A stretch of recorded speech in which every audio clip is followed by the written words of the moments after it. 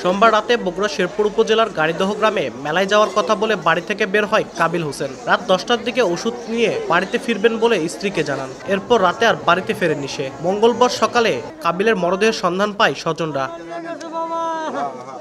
পরিবারের লোকজনের অভিযোগ, প্রতিবেশী সৌদি প্রবাসী এক ব্যক্তির স্ত্রীর সঙ্গে কাবিলের পরকীয়া প্রেমের সম্পর্ক সন্দেহে ওই নারীর দেবর সজীব কাবিলকে গাড়িদহ এলাকায় ডেকে নেন। সেখানে ওই নারীর পরিবারের সদস্যদের নিয়ে তাকে ধারালো অস্ত্র দিয়ে কুপিয়ে হত্যা করে।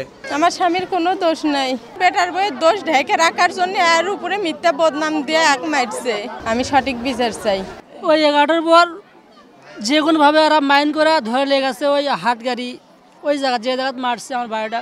আমার ছেলে যদি অপরাধ করে আমার কোনো আপত্তি নাই, বিচার হয়ে গেছে। আর যদি অপরাধ না করে আমি আর ন্যায্য বিচার চাই বাবা। পুলিশ বলছে ঘটনায় জড়িতদের আইনের আওতায় আনা হবে।